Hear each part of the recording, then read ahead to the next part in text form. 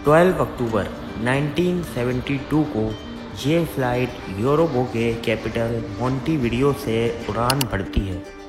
Plane में rugby के कुछ प्लेयर हैं जिनको मोंटेविडियो से चिली के कैपिटल सैंटियागो में एक मैच खेलने जाना है। प्लेन में टोटल 40 पैसेंजर्स और 5 क्रू मेंबर मौजूद हैं। टेक ऑफ के बाद प्लेन अभी अर्जेंटीना के ऊपर ही पहुंचा है कि अचानक मौसम की खराबी होने की वजह से प्लेन को अर्जेंटीना के शहर मेंडोजा में लैंड करना पड़ा। ये फैसला इस वजह से किया गया था क्योंकि रास्ते में आती हैं दुनिया की सबसे ऊंची mountain range, Andes mountain range. South America में मौजूद एंडीज़ माउंटेन रेंज दुनिया की लॉन्गेस्ट माउंटेन रेंज है। मौसम की खराबी में इस माउंटेन रेंज के ऊपर से गुजरना खतरे से खाली नहीं है। पायलट ने इस वक्त ये प्लान किया कि एक रात मेंडोजा में गुजारी जाए। अगले दिन यानी 13 अक्टूबर फ्राइडे को फ्लाइट 571 मेंडोजा से टेक ऑफ करती है। प्लेन की हाइट गेन करने के बाद पायलट ये बात नोटिस करते हैं कि बादलों ने नीचे का सारा मंजर छुपा दिया है। कुछ देर बाद फ्लाइट 571 एंडीज़ के पहाड़ों के ऊपर से गुजर रही है। ऊपर नीला आसमान है और नीचे सफ़ेद बादल।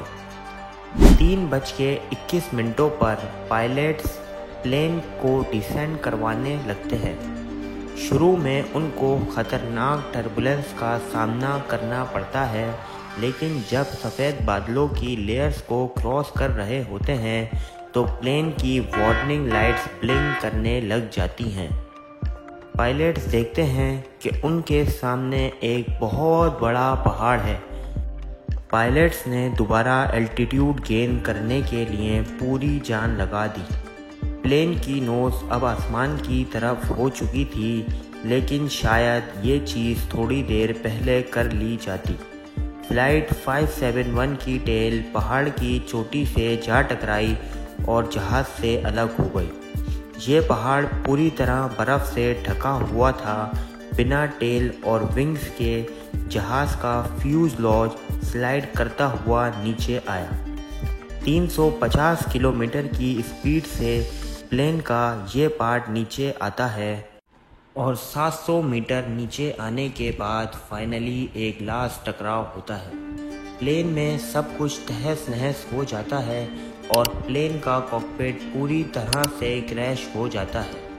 12 पैसेंजर्स दुनिया से चले जाते हैं, ख़ास करके वो लोग जो प्लेन के लास्ट के हिस्से में बैठे थे। ये प्लेन अब एंडीज़ की किसी अनजान पहाड़ी पर 3570 मीटर की हाइट पर टूटा हुआ पड़ा है।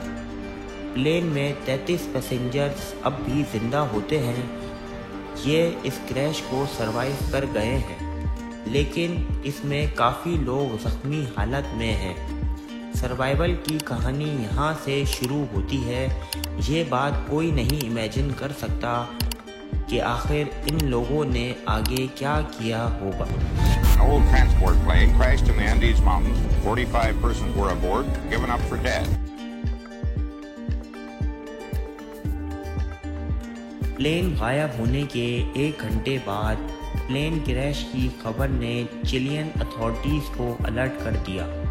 सर्च ऑपरेशन स्टार्ट किया जिसमें 4 एयरप्लेन्स ने हिस्सा लिया। सुबह से लेकर शाम तक क्रैश साइट को ढूंढने की कोशिश करते हैं, लेकिन उनको कुछ पता नहीं चलता। प्रॉब्लम ये थी कि प्लेन वाइट कलर का था और बर्फ़ में इसको ढूंढना थोड़ा मुश्किल था। और वहाँ दूसरी तरफ पैसेंजर ज़बरदस्त किस्म की ठंड बर्दाश्त कर रहे थे। वहाँ का टेम्परेचर -30 डिग्री था और जहाँ तक उनकी नज़र जा रही थी बर्फ़ से ढके पहाड़ ही अब नज़र आ रहे थे। उस रात 5 और लोग सरवाइव नहीं कर पाते हैं, यानी सर्वाइवल का नंबर अब 28 हो गया है। इस सर्च ऑपरेशन में यूरुग्वे और अर्जेंटीना ने भी हिस्सा लिया और अब पूरे 11 एयरक्राफ्ट 571 को ढूंढने में लग गए, लेकिन वो भी क्रैश साइट को ढूंढने में नाकाम रहे और क्रैश साइट पर बचे हुए पैसेंजर्स के सर पर कई बार रेस्क्यू प्लेन गुजरे, लेकिन उनकी नज़र उन पैसेंजर्स पर नहीं पड़ी। पैसेंजर्स ट्राई करते हैं कि वो लिपस्टिक्स का इस्तेमाल करें प्लेन की छत पर SOS लिखने के लिए, लेकिन उनके पास इतनी लिपस्टिक्स नहीं होती कि वो एक बड़ा SOS लिख सकें। फिर वो लोग बैग से बर्फ़ पर रखकर एक क्रॉस साइन बनाने की कोशिश करते हैं ताकि रेस्क्यू प्लेन की नज़र उन पर पड़ जाए, लेकिन वो अपनी पूरी कोशिश करते हैं कि प्लेन्स उनको नोटिस कर लें, लेकिन वो प्लेन्स उनको नोटिस नहीं कर पाते। वो लोग बूंद बूंद जमा करते हैं पानी पीने के लिए और उसके साथ कुछ लोग प्लेन्स की सीट्स का इस्तेमाल करते हैं स्नो शूज़ बनाने के लिए। 21 अक्टूबर को रेस्क्यू टीम्स ऑपरेशन को बंद कर देती है। उनको लगता है कि 8 दिनों में किसी का कुछ पता नहीं चला, कोई चांस नहीं है कि कोई पैसेंजर जिंदा बचा होगा।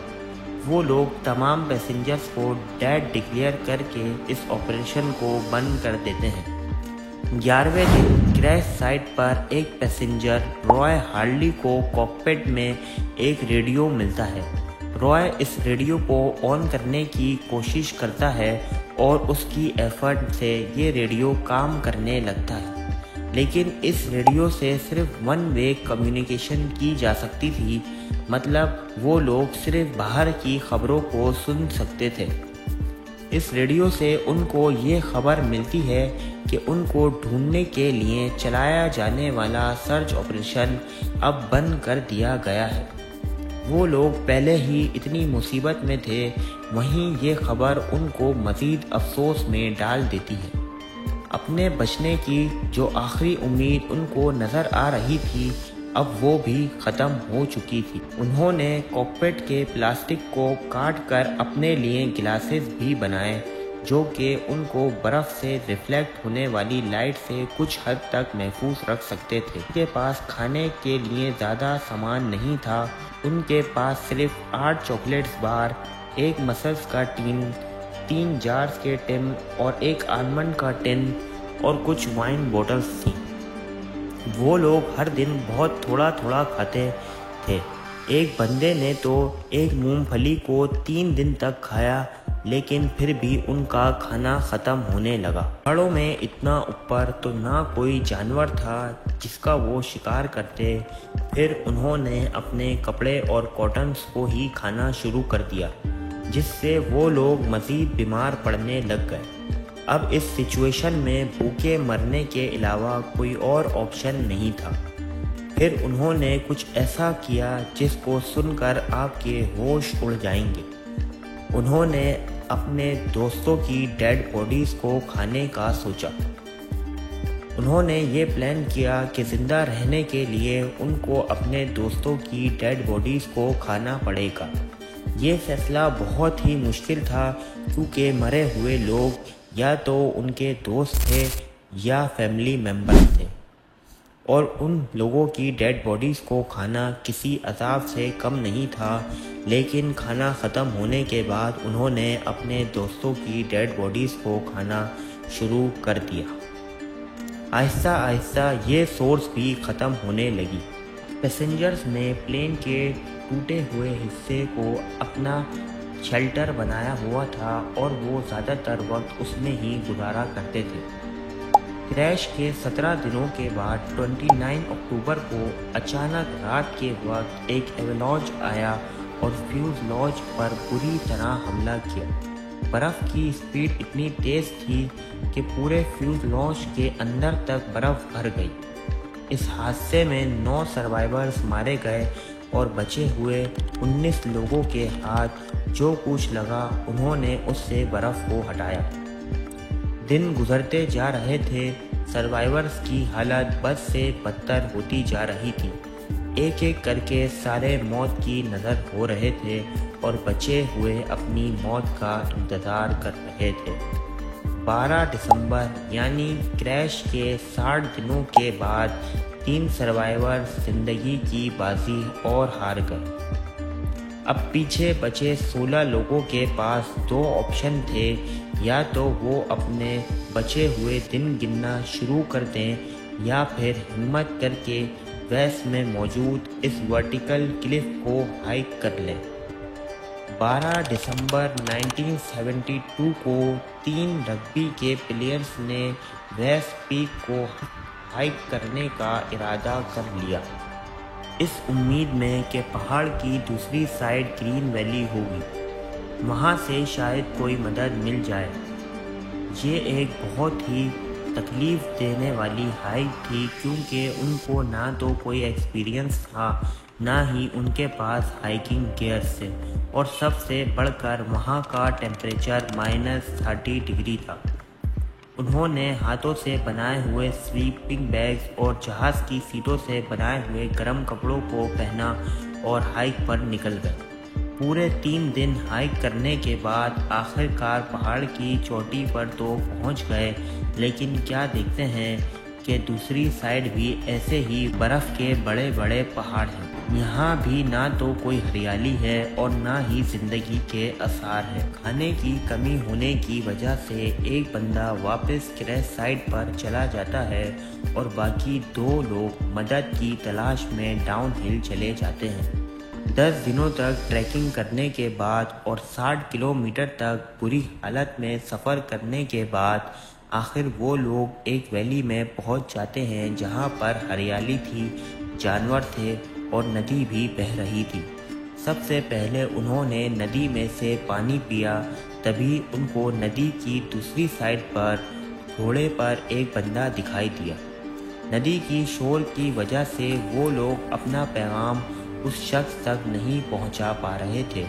तभी उस लोकल को आइडिया आया और उसने एक पेपर और पेन को नदी के उस पार फेंक दिया। फिर उन्होंने सारा माजरा उस पेपर पर लिखकर उस बंदे की तरफ फेंक दिया। वो बंदा जैसे ही वो पेपर पढ़ता है तो वो अपना घोड़ा भगाकर चिलियन अथॉरिटी के पास जाता है और उनको सारा मामला बताता है। चिलियन अथॉरिटीज़ को यकीन नहीं आ रहा होता कि 2.5 महीने गुजर जाने के बाद भी प्लेन क्रैश के सर्वाइवर कैसे ज़िंदा हो सकते हैं। लेकिन चिलियन अथॉरिटी ने पहले उन दोनों लोगों को रेस्क्यू किया और फिर उनकी मरहम पट्टी की। उसके बाद तफसील से सारा इंटरव्यू लिया। 22 दिसंबर 1972 को यानी क्रैश के 72 डेज के बाद 2 हेलीकॉप्टर्स उन लोगों की निशानदेही पर बाकी पैसेंजर्स तक पहुंचे। पायलट्स भी उस चोटी को देखकर हैरान थे कि इन दोनों ने आखिरकार इस चोटी को बिना किसी एक्सपीरियंस और बिना किसी गियर्स के कैसे पार कर लिया। आखिरकार फ्यूजलाज में मौजूद उन सर्वाइवर्स को रेस्क्यू कर लिया गया और उनके मरे हुए साथियों को वहीं दफन कर दिया गया और उनकी याद में एक मेमोरियल भी बना दिया गया, जो कि हमें याद दिलाता है कि इंसान उम्मीद ना हारे तो सब कुछ कर सकता है।